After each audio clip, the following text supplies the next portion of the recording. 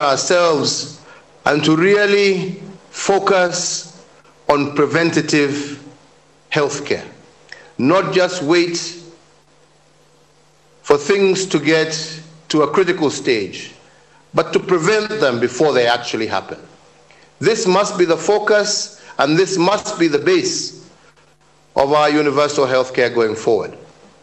I think, Governors, you will agree with me that as a result of some of the measures that we have taken during this particular COVID pandemic, we have seen a massive decline in waterborne diseases and the problems that have affected our people in the past as a result of cholera, bilharzia, and other waterborne diseases.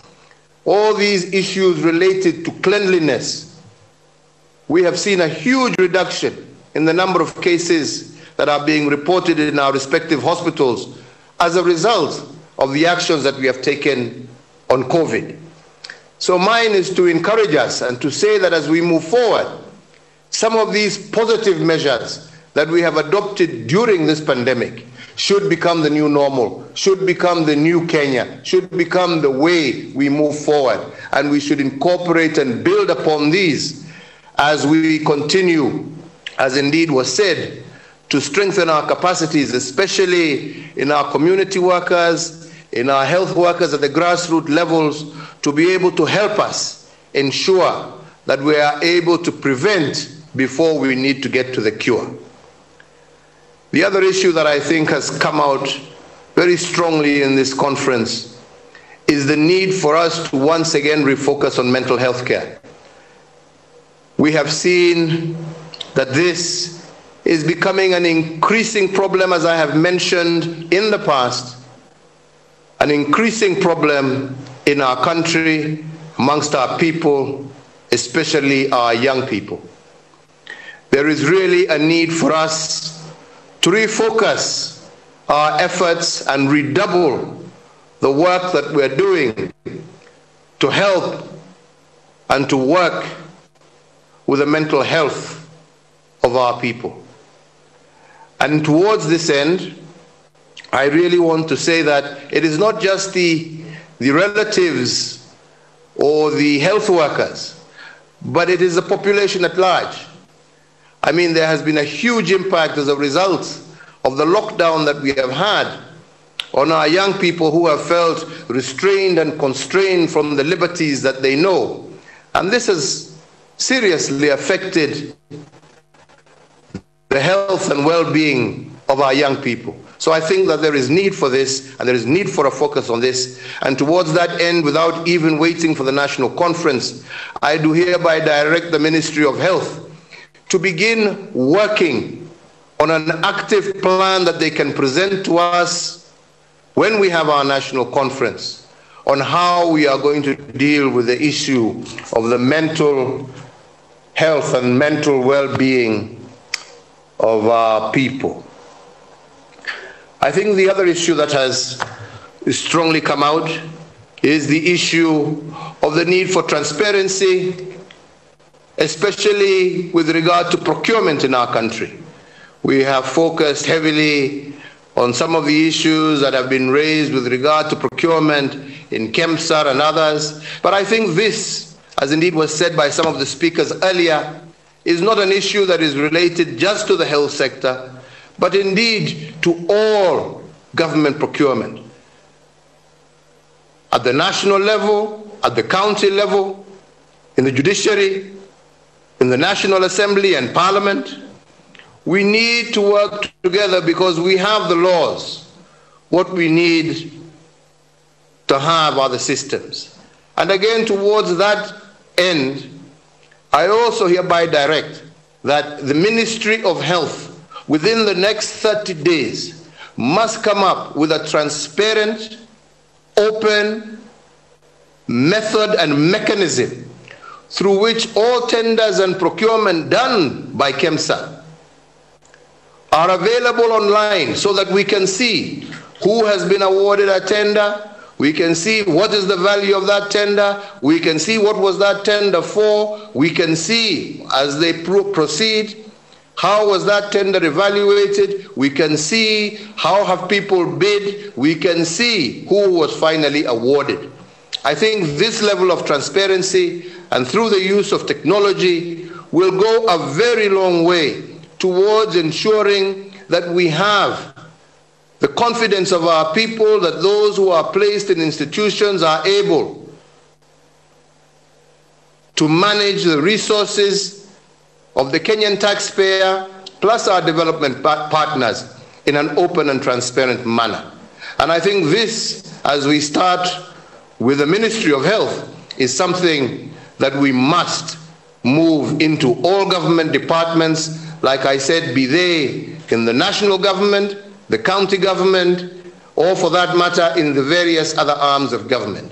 The Kenyan people have a right to know how their funds are being utilized. I think the other issue that came up, which I also just want to touch on, is the issue of preparedness. And preparedness is at all levels. I heard Governor Roba speak earlier about the fact that he was taken by surprise. Well, Governor Roba, you shouldn't be taken by surprise. Health is a devolved function as much as we partner together. You must also equally be ready, not just for COVID. You will have other issues that will be peculiar to your county, be they to do with foot and mouth, or other diseases that can move from animals to humans, be they polio, as a border county coming from the border neighboring countries into our country. How will you manage at your own level? Be it those counties that have or are malaria prone, how will they be able to be ready to manage themselves to fight against malaria? It must be a partnership. Preparedness is not a national government function. It is a joint function of the government of the Republic of Kenya. And as I said earlier, the government is of three arms and two levels of government. But we are one government, and we must work together in order to ensure that our country is ready and prepared for any kind of disaster, be it a pandemic, be it terror, be it the health of our livestock, be it malaria. So, on Sunday you went for game fight yesterday. Thank you. I'm finishing if that's what your problem is. Yeah. Which place are you going there? Who am I talking to? Herbert Pa, somebody. Jamaza kidogo nimalize ile nasema. So like I'm saying, it is a responsibility that belongs to all of us. So I think the last thing that I wanted to say is that, as Governor Oparanya has said, and as I announced last week, we are intent on having a national conference where we shall review. We were lucky as well, we saw. And build upon the efforts that we have undertaken over the last 6 months. Where are we? How far have we come? And also use the opportunity to plan and to prepare Kenya's post-COVID action plan, which we hope to develop and work in close conjunction with all of you as we move forward. I just want to once again thank each and every one of you, thank the Council of Governors, thank all those who have been on the front line, thank all our partners, thank all our non-governmental organizations who have also partnered with us, and to say that we shall continue to work together, not only in combating and making sure that we defeat this virus, but also in building the Kenya that we want, a Kenya of shared prosperity, a Kenya that is open and transparent, a Kenya where her people enjoy her freedoms, her rights, and her liberties equally regardless of where one comes from, regardless of one's gender, regardless of one's faith or color, that we are all children of one nation working together to build a great and prosperous nation for all. Thank you very much, Governor Oparanya. Thank you very much, governors. Thank you very much, partners. And with those few remarks, it is my great pleasure to finally declare this conference closed. Asanteni sana na Mungu awabariki nyote. Asanteni. Kwaheri ya kuonana. Thank you very much. Before we disconnect, national anthem.